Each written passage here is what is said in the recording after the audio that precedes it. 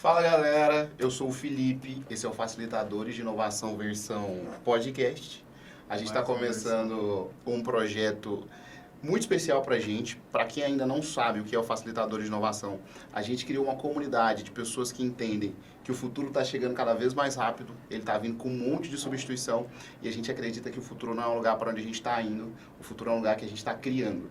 Por isso, esse podcast nasce com esse objetivo, com esse propósito de reunir referências que a gente tem, pessoas que a gente admira, para trocar um pouquinho de ideias sobre carreira, sobre profissão, sobre negócio e falar como é que a gente pode construir um lugar mais legal para todo mundo viver junto. Tá feliz? Eu tô muito feliz, velho. Acho que é uma realização, né, que tá acontecendo agora. Receber o Felipe aí também para abrir esse nosso projeto.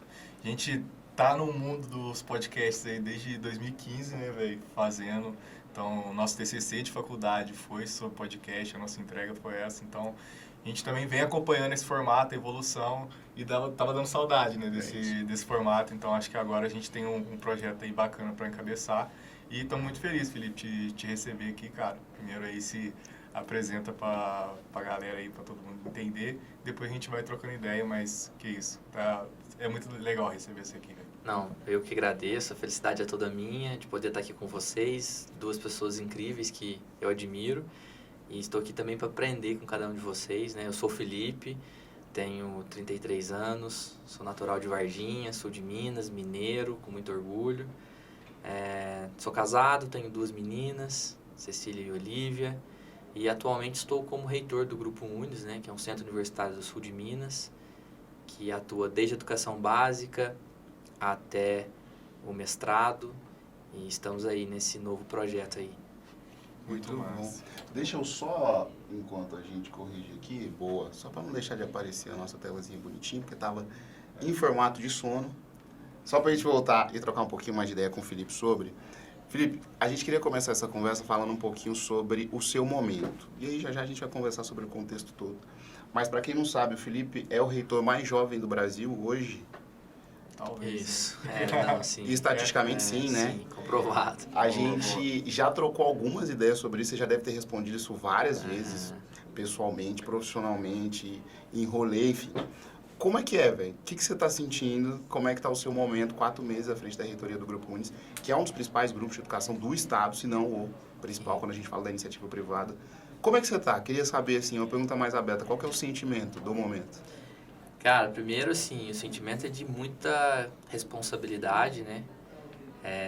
Me sinto preparado para esse desafio, mas consciente do compromisso e da responsabilidade que tenho de fazer com que o legado das pessoas que passaram por lá, dos professores, dos alunos, dos nossos egressos, enfim, de todas as pessoas que se conectam com o Grupo Unis de alguma forma, permaneça.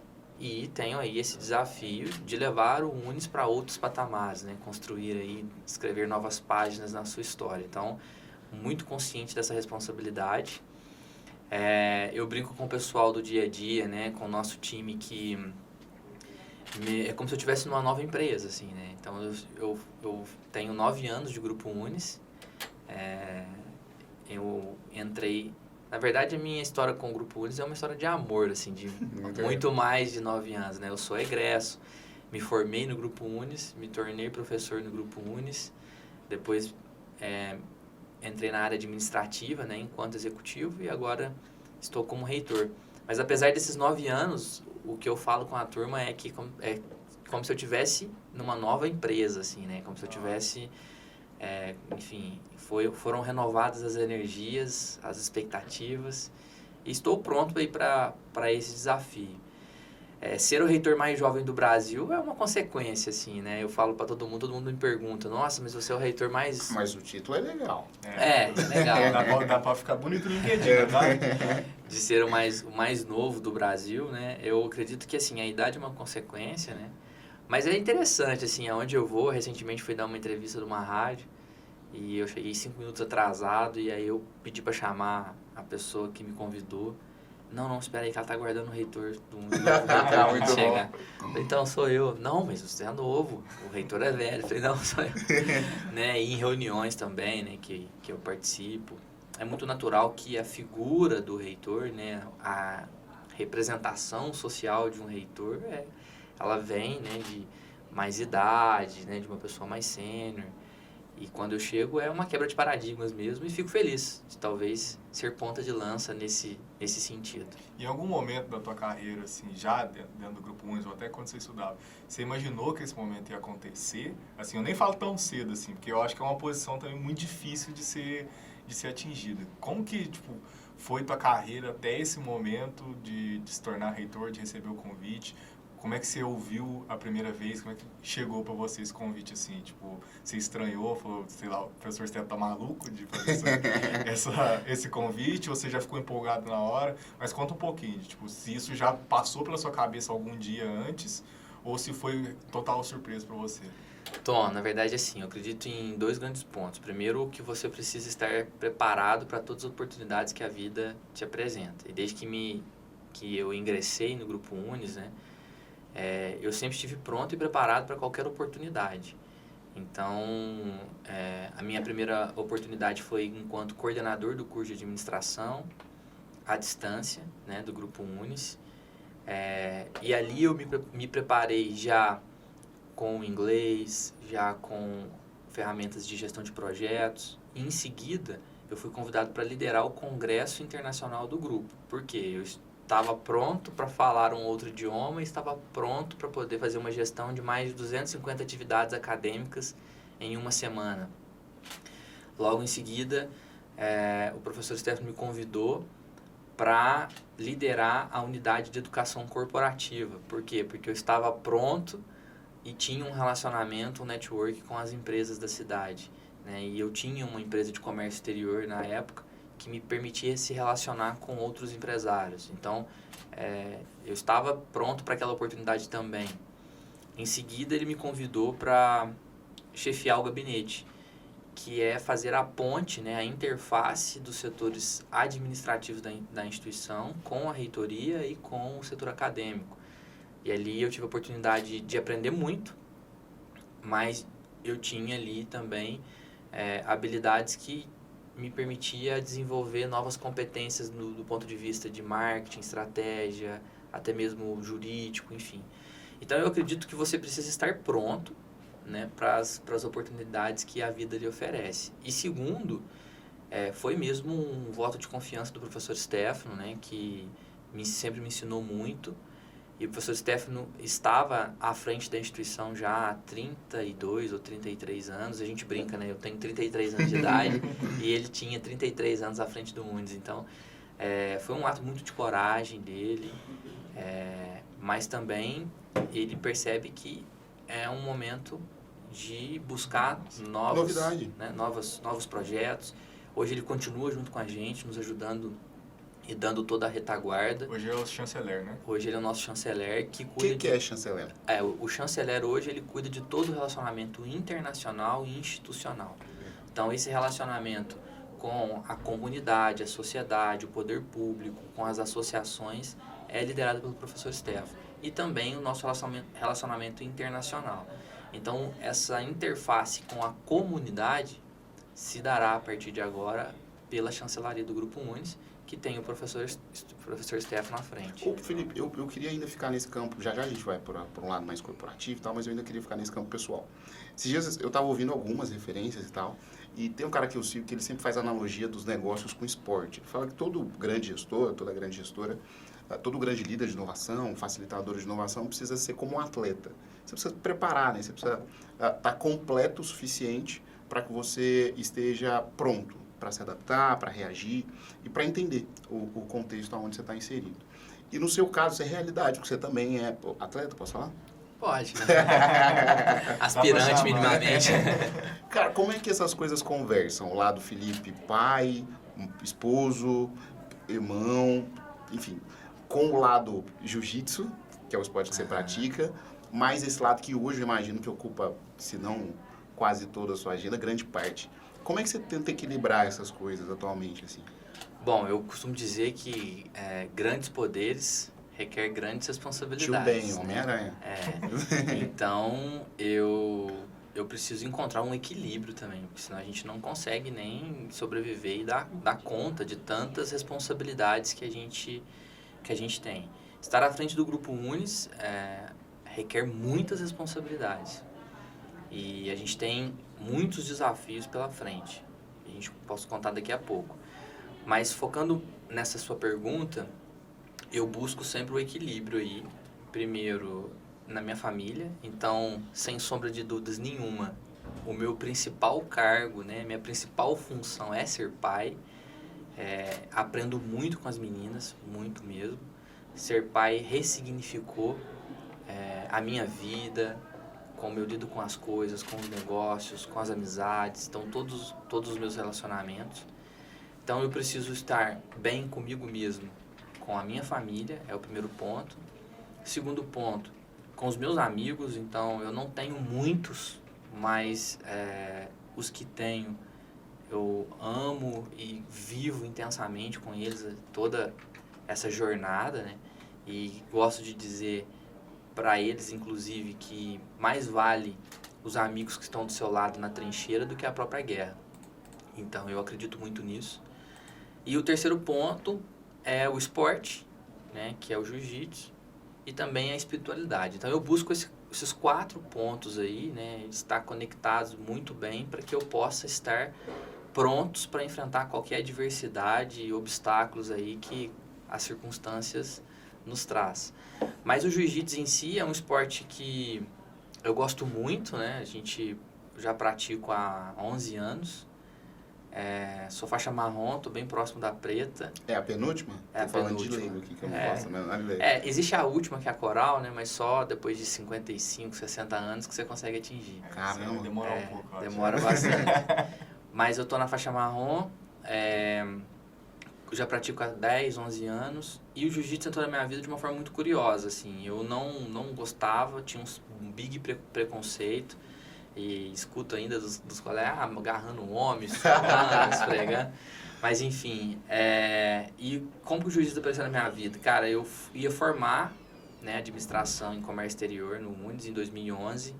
E eu tinha um terno que eu usava 1 ou 2 vezes no ano, e olha lá, só para casamento ou alguma festa. E minha mãe falava assim, você já experimentou o terno da sua formatura? Eu não. Já experimentou o terno da sua formatura? Não, mãe. A formatura tá longe, tá? Mãe é mãe, não tem jeito. E minha mãe ficou me alertando, sei lá, uns 2 meses do terno e faltando, sei lá, 2, 3 semanas pra formatura. Falei, deixa eu experimentar esse terno. E, cara, o terno não entrou. Caramba. Não entrou e não fechava. E eu não tinha dinheiro pra comprar outro. Alugar não era uma opção também, e eu não tinha ninguém para me emprestar. E aí eu comentei com um amigo muito próximo, e ele falou assim, olha, eu consigo fazer você entrar no terno, mas você tem que acreditar e fazer o que eu te falar. É fazer jiu-jitsu. Eu falei, que isso, tá louco? Ele falou assim, cara, você quer emagrecer? Você quer entrar no terno? Eu falei, quero, então vamos. Fiz 3 semanas intensas de jiu-jitsu com ele. Caramba, entrou. E o terno entrou. Caramba. O terno entrou. É mais fácil encaixar uma guarda ou entrar no terno? Encaixar uma guarda. Encaixar uma guarda. Quando você consegue, tipo, meio que domar, né, o adversário, assim, você consegue ficar em vantagem. E aí... Gostou dessa pergunta? Muito. E aí foi isso, cara. A história do jiu-jitsu começou assim, de uma forma bem curiosa, e desde então, na faixa azul, que é a segunda faixa, conciliou justamente o ano do meu casamento, as novas funções no Unis, e muitas aulas. E sempre aí, tinha um terno pra entrar, então, pra você... e aí na faixa azul eu fiquei 1 ano sem treinar, 1 ano e meio. Depois eu voltei, né, e tô até hoje. Mas o jiu-jitsu, basicamente, além, né, da questão da saúde, da aptidão física, ele me traz muita sabedoria, muito equilíbrio, me ensinou muito sobre disciplina, Presença, liderança. Felipe, no sentido de não vou pensar lá na frente, nem lá atrás, eu vou pensar no que está acontecendo nesse momento. Não, na verdade é o contrário, viu, Felipinho? É? Porque o jiu-jitsu é um verdadeiro xadrez, né? Se eu ficar pensando só no momento, já era, eu perdi. Você tem que sempre estar 2, 3 passos à frente Para impedir o que pode acontecer. do seu adversário. Então, é um jogo de xadrez humano mesmo. E o jiu-jitsu, ele me traz aí todo esse equilíbrio, essa disciplina, entender que não é o fim do mundo, que às vezes quando você está embaixo, não significa que você está na pior. Quando você está em cima, você também não está na melhor, você pode cair. Então, ele me traz alguns ensinamentos de vida também nesse sentido. Cara, muito legal. E eu, assim, acho que a palavra que eu mais ouvi você repetir até agora é, tipo, a expressão, na verdade, é estar pronto. E eu acho que isso puxa um gancho para nós começar também a falar mais dessa parte de, enfim, que todo mundo está esperando aqui, né? Cara, como que é essa questão de você se sentir pronto, assim, você com você mesmo? Desde se sentir pronto para ser o reitor ou para todas as outras oportunidades que você citou anteriormente, para competir. Como que você tem com você, assim, agora eu sou capaz de realizar tal tarefa? Porque acho que a maioria da galera, às vezes, não consegue se sentir pronto, assim, vai buscando a perfeição ao invés da prontidão, assim, sabe? Então, como é que é pra você, quando você se sente pronto, assim, o que que tá acontecendo dentro da tua cabeça ou no teu corpo, etc? Como é que é isso pra você? Eu acho que o ponto de partida dessa pergunta, ô Tom, é que nada lhe é dado, né? As coisas são conquistadas. E para que você busque isso, você precisa correr atrás. Então, estar pronto, ele, antes disso, né, antevém uma série de coisas. Então, eu acredito muito, primeiro, na formação do conhecimento. Então, eu sempre estive buscando novos conhecimentos. Então, a formação, nunca parei de estudar. Então, o conhecimento e o estudo aí me deixou sempre com uma cabeça e um mindset aberto para novos desafios. O segundo ponto é você arriscar, testar, buscar, executar as coisas, não ter medo de errar. Então, quanto antes você errar, mais rápido você vai estar pronto para acertar. E o terceiro ponto é assim, a gente tem uma mania muito grande de minimizar as nossas competências e o nosso potencial. Cara, eu acho isso assim um desperdício de energia e de talento muito grande, porque todas as pessoas são capazes e competentes para fazer alguma determinada função. E lá no Unis a gente está exatamente nesse exercício, assim, eu acho que o meu primeiro trabalho prático está sendo colocar as pessoas certas nos lugares certos. Legal. E então, quando você está bem com você mesmo, você está feliz na instituição e você tem habilidades e competências reais que podem contribuir com o crescimento e a geração de resultados.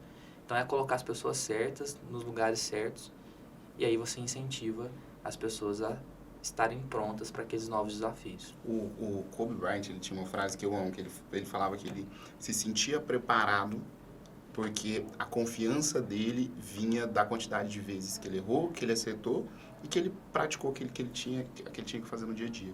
E no meu caso, até para complementar isso que o Tom está dizendo, a minha confiança, quando eu estou confiante, não é 100% do tempo, às vezes não é nem 50% do tempo, mas quando eu estou confiante porque eu estou preparado, porque eu já fiz aquilo várias vezes, porque eu já estudei aquilo várias vezes, porque aquela cena já veio e voltou na minha cabeça várias vezes, então a minha confiança ela vem muito nesse sentido da preparação. Mas para puxar uma outra questão, Felipe, tem uma coisa que a gente sempre fala, que inovação é a soma de três coisas, né? Mudança de comportamento humano, uso inteligente da tecnologia e resultado, impacto gerado. E quando a gente pega o Grupo Unis, mas a sua carreira como um todo, como é que se encaixa a inovação no seu dia a dia? Para que ela serve, no seu caso, e como é que ela vira realidade, como é que ela vira rotina no seu dia a dia? Bom, o Grupo Unis, historicamente, ele já é conhecido pelo seu DNA inovador, né? O professor Stefano é uma pessoa muito ousada, né? Uma pessoa que tem uma ousadia, a gente brinca, né? Fora da curva, e isso veio também para o DNA da instituição. Então, quando os nossos concorrentes ou as pessoas conseguem entender o que a gente está fazendo, a gente já mudou de novo e a gente está buscando e a gente está criando coisas diferentes. Então, a inovação, ela é uma característica nata do Grupo Unis. Se um dia qualquer gestor, qualquer pessoa que estiver à frente do Grupo Unis não considerar a inovação como um pilar prioritário, não vou nem chamar de estratégico, mas prioritário, o Unis está fadado a morrer ou a ser como qualquer outra instituição. Então, o primeiro ponto é que tudo que a gente vai fazer hoje, a inovação ela está como plano de fundo. Seja ela tecnológica, mas eu acredito principalmente na inovação humana. Então, o que é uma diretriz, né, para toda a nossa instituição? Cuidar da nossa gente. Então, hoje a gente tem um plano muito claro que a gente precisa cuidar da nossa gente. E quem que é a nossa gente? O aluno. Então, nós estamos hoje ressignificando todo o nosso sucesso do estudante, que a gente está chamando, que é a jornada dele do início ao fim, junto com a gente. Nós precisamos entender quais são as suas necessidades e expectativas e revisitar todos os nossos processos para que o aluno esteja feliz com a gente e de uma forma mais empática. Então, vamos cuidar do nosso aluno. E cuidar do aluno não significa passar a mão na cabeça dele, mas significa entender qual é a necessidade individual de cada um que está ali com a gente, para que essa jornada seja mais leve e mais tranquila. O segundo ponto é cuidar dos nossos colaboradores. E aí é muito esse trabalho de colocar as pessoas certas nos lugares certos, dar competências, dar habilidade, treiná-los para que eles possam desenvolver novas habilidades e novas competências e para que eles, de fato, construam a carreira profissional deles dentro do grupo. Assim como eu cheguei, né, a estar como reitor, qualquer um também pode. Então, eles precisam entender que eles têm essa jornada profissional junto com a gente. E, por fim, cuidar dos nossos professores, dos nossos docentes. Então, nós estamos investindo cada vez mais no reaprendizado deles, né? Criamos lá, recentemente, agora um laboratório de reaprendizagem que faz com que os nossos docentes tenham capacitações, desde palestras, workshops, mas até mesmo lato e estrito senso. Porque, olha só, um dado interessante, né? 85% dos professores do Grupo Unis não escolheram ser professor. Eles não formaram para ser professor. Eles se tornaram professores, assim como eu. Eu escolhi ser administrador de empresas, mas me tornei professor ao longo dessa jornada. E assim como eu, 85% do total dos nossos professores. Então, a gente precisa desenvolver a identidade do nosso professor. Cara, você tá falando um negócio, tipo, desculpa. É porque me veio um negócio na cabeça, me provocou esse dado. A minha tese de mestrado, inclusive mestrado, não está sendo um processo fácil na minha vida, reconheço. Difícil demais. Eu sei como é. O que acontece? A minha tese de mestrado, ela se dedica a aprender, eu até te contei isso, como a gente aprende, né? No fim das contas, tá cada vez mais claro para mim que a gente aprende menos com aquilo que a gente lê, ouve, escuta, e mais com aquilo que a gente vive e com o que a gente sente. E tem uma coisa que é muito importante nessa visão, que é a figura do professor ou da professora. Porque até um tempo atrás, a gente não se sentia, eu pelo menos, eu me senti muito poucas vezes na minha vida representado pelo meu professor. Teve uma vez, inclusive, um coordenador de publicidade dentro do Grupo Unis, porque a gente também é egresso, perguntou pra gente, tipo assim, o que vocês querem de um coordenador de curso? E aí eu até respondi na hora, eu falei, a gente quer alguém que a gente quer ser quando crescer. É isso que a gente quer. E aí, nesse ponto, eu fico pensando muito sobre isso. Como é que vocês trabalham hoje essa questão, essa palavra é chata, mas da representatividade? Seja de quem lidera, seja do professor, da galera olhar, do aluno olhar e falar, eu quero ser esse cara, eu quero ser essa mulher quando eu crescer, eu quero ser esse reitor quando eu crescer. Eu quero complementar essa pergunta, que eu também, por esse sentido, estamos sintonizados.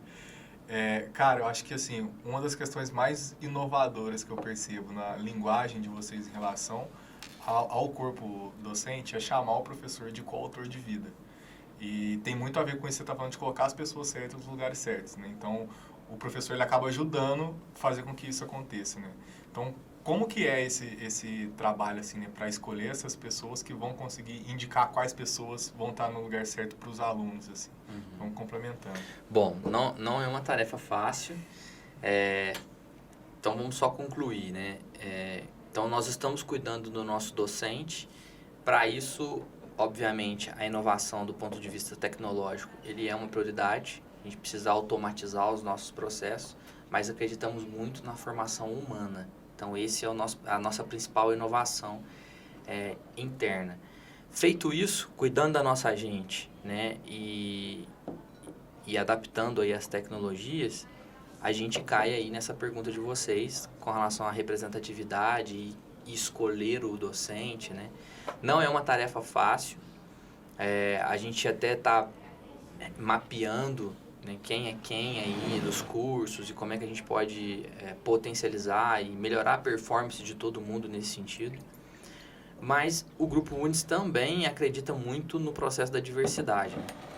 Então, nós aprendemos a lidar com a diversidade, e quando eu falo de diversidade aqui não é só de gênero, de raça, de ideia mesmo, mas sobretudo de ideias. Quando a gente entendeu que a diversidade ela é sobre ideias, nós conseguimos colocar aquelas pessoas prontas para conduzir os sonhos dos nossos alunos. Por isso, coautores de vida.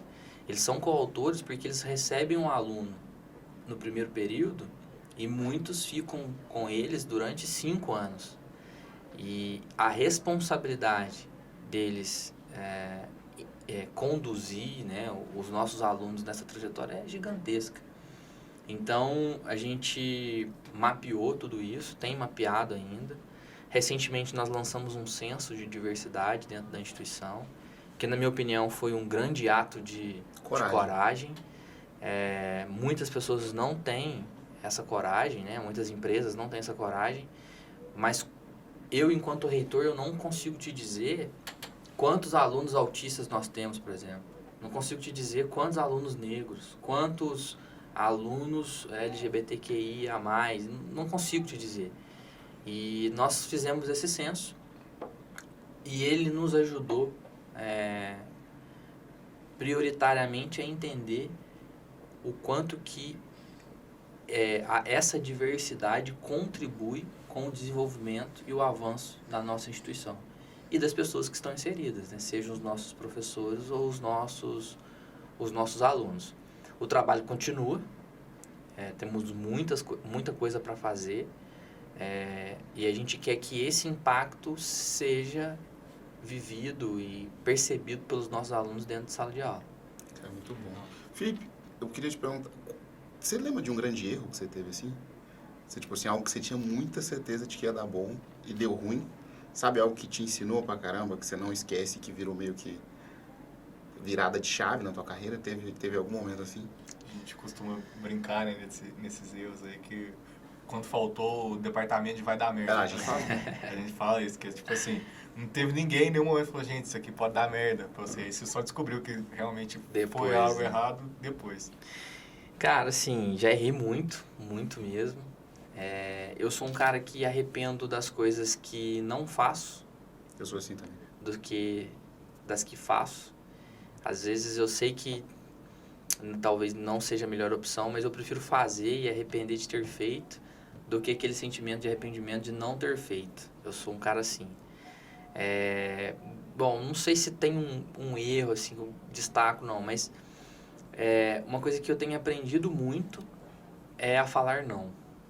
Então, esse negócio, já errei muito em não dizer não quanto devia realmente dizer não. E eu tenho aprendido muito isso, assim, a dizer não, e isso tem me aliviado muitas coisas, assim. Então, é um grande aprendizado que eu tô tendo, porque o não é não e pronto, acabou e vida que segue. Quando você fala assim, você se compromete, mesmo você sabendo que de repente aquilo não é a melhor coisa ou a melhor forma. E aí depois você consertar tudo isso é super complexo. Então eu tenho aprendido a dizer não depois de muitas vezes ter errado dizendo sim.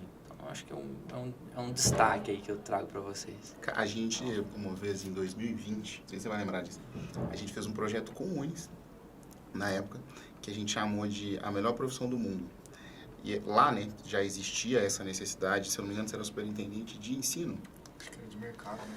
Na época eu era de ensino mesmo, que eu era. Não, acho que o Evans era de ensino e mercado. O Evans era de superintendente de ensino e mercado, né?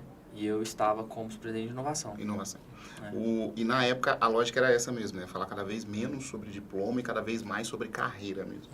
Sobre trajetória profissional, no fim das contas.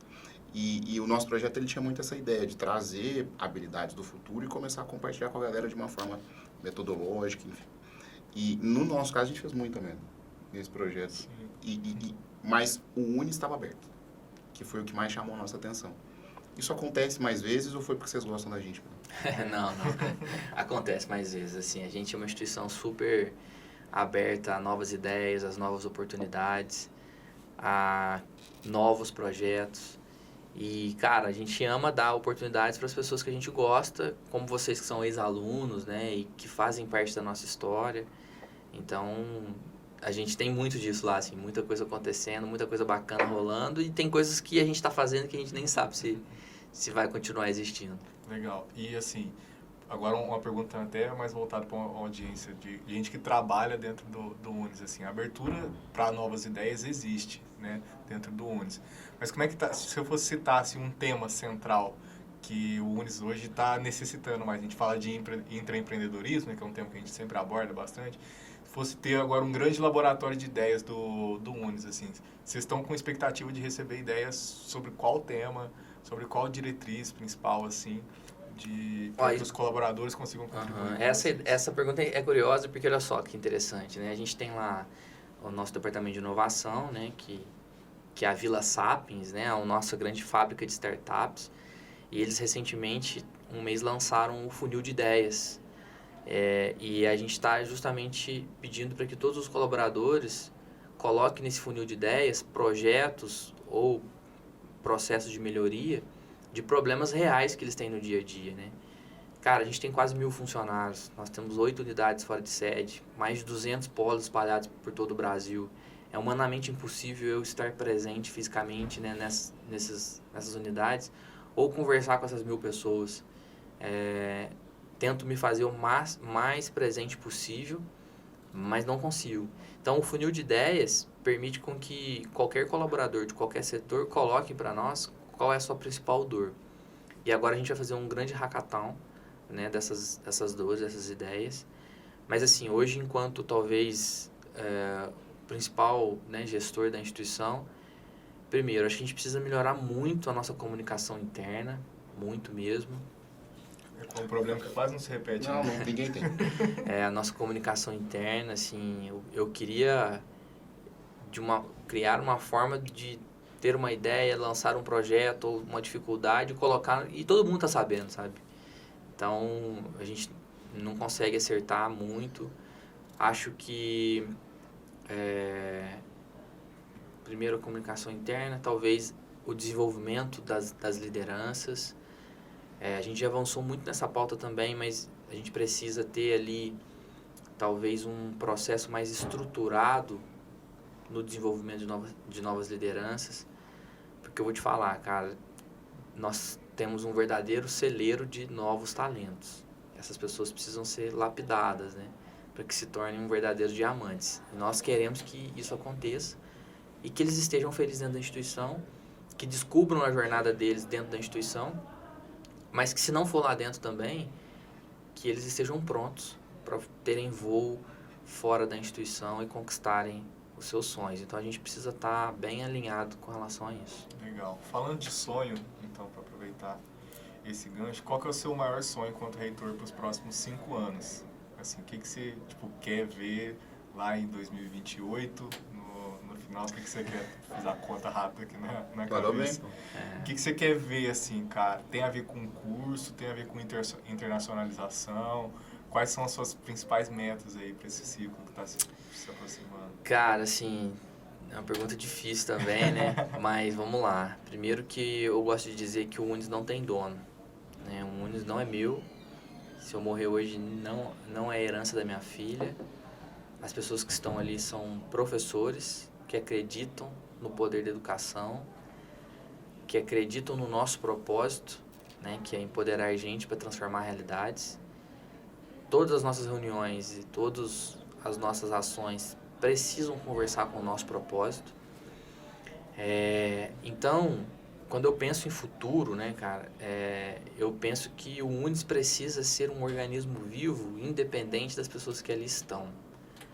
Então, eu sonho que o Unis sempre seja esse grande motor vivo que desenvolve a nossa cidade, que desenvolve a nossa região, que faz tanta coisa legal para as pessoas empoderando gente para transformar realidades. Então, isso precisa continuar, independente de quem esteja à frente.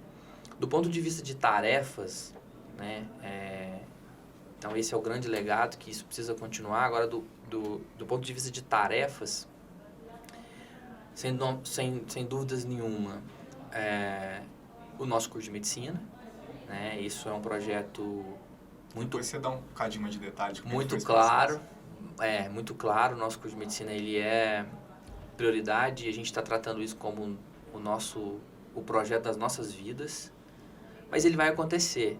E aí, depois que o curso de medicina acontecer, nós teremos outros problemas, sim, outros desafios, outros sonhos, né? Mas hoje, sem dúvida nenhuma, é o curso de medicina. E o que a gente quer? Nós queremos que o Grupo Uni seja uma verdadeira plataforma educacional, que conecte a educação básica até o ensino superior, o mestrado e futuramente também o nosso doutorado. Ser uma plataforma educacional significa ressignificar a jornada do nosso aluno, do conhecimento de todas as pessoas que se relacionam com a gente. A educação será apenas mais um dos nossos negócios.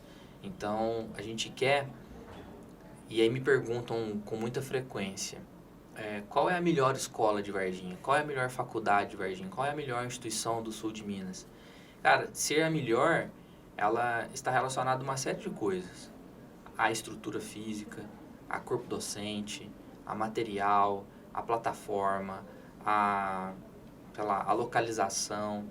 Isso é facilmente substituído se você vai lá e investe numa estrutura, investe num corpo docente. Cara, e eu quero ser, né, nós do Grupo Unis queremos ser, sem dúvidas nenhuma, a melhor escolha para os nossos alunos e para a família dos nossos alunos. E ser a melhor escolha, isso não é substituído, né? Isso não é facilmente trocado. Então, a gente vai trabalhar muito para ser uma plataforma educacional e que esse ressignificar da educação e do conhecimento possa ser desenvolvido dentro da nossa casa. Com isso, nós estamos construindo, né, a todo vapor uma educação relevante, empática e inclusiva para todas as pessoas. O nosso curso de medicina, Tom, é um curso que já é sonhado desde a fundação da FEPESMIG, né? Vale destacar que nós somos uma fundação sem fins lucrativos e desde 1956 que ela foi fundada, o curso de medicina ele era um curso desejado pelos nossos fundadores. Durante toda a nossa história, nós tentamos abrir o curso 2 ou 3 vezes e não tivemos sucesso, por vários motivos. Desta vez, nós nunca tivemos tão próximos de ter o curso de medicina no Unis como nós estamos agora. Então, nós conseguimos o pedido junto ao MEC, nosso pedido foi analisado, ele já foi, nós chamamos de protocolo, né? O protocolo 1 e o 2 já foi aprovado, e a próxima etapa é receber a visita do MEC na nossa instituição para analisar infraestrutura, corpo docente, biblioteca, que é o procedimento padrão de abertura de um curso. E essa visita deve acontecer, né, dentro do nosso cronograma até maio, e após a visita, então, eles autorizam ou não. Né? Então, só que o que a gente gosta de dizer? A visita do MEC, ela é uma visita, é um checklist, né? É tipo uma auditoria. Ou você tem ou você não tem. Então, nós já estamos prontos para receber a visita, a reforma na cidade universitária, os laboratórios, os investimentos já estão sendo feitos. Nós já temos o coordenador do curso, nós já temos o NDE, nós já temos o corpo docente. Então, nós estamos prontos para receber a visita. Então, eu acredito que após a visita, se ela de fato acontecer em maio, no segundo semestre, a gente tem novidades boas aí. E aí isso vai mudar a nossa história e aí nós vamos começar com outros sonhos. Muito bom. Legal. Muito legal. Felipe, o que você espera ou que você acredita que vai fazer um profissional no futuro continuar relevante? A prova do futuro. O que você acha que faz um profissional ser a prova do futuro? E se você tivesse, inclusive, que contratar, você tem vários, mas se você tivesse que contratar mais, o que você esperaria dessas pessoas? Assim? Capacidade de adaptabilidade, né, de adaptabilidade. adaptabilidade. Né? Falou certo. Cara, porque tudo tá mudando, né? E assim, a educação, então, nem se fala.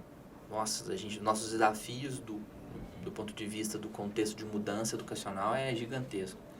Então, a gente precisa de um profissional que tenha minimamente uma adaptabilidade a essa mudança de cenário. Cara, e segundo, empatia. É só isso, assim. Se eu tivesse que contratar alguém, independente de qualquer formação, de qualquer capacidade técnica, a adaptabilidade e empatia. Muito bom. Muito bom, né? Produção. Ficou legal o conteúdo? Pode falar, Tá faltando gente, alguma coisa? Cara, muito bom, nem vi o tempo passar. Deixa eu... 40 minutos. Deixa eu finalizar o nosso conteúdo de hoje. Primeiro, te agradecendo.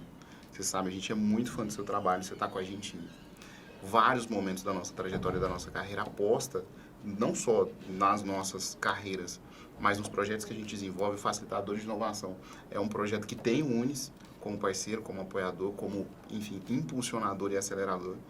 E a gente quer cada vez mais que essa comunidade seja repleta de pessoas como você, porque a gente acredita que só junto a gente vai realmente construir um lugar mais legal para todo mundo viver junto. Isso vai passar muito pela iniciativa privada, isso vai passar muito pela educação, pela distribuição e democratização do conhecimento.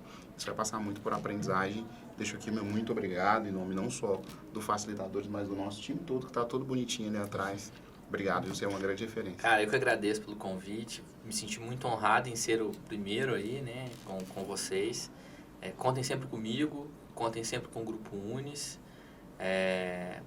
Prazer enorme estar aqui com vocês. E assim, vocês também inspiram e ensinam muita gente. Então, continuem aí nesse projeto incrível.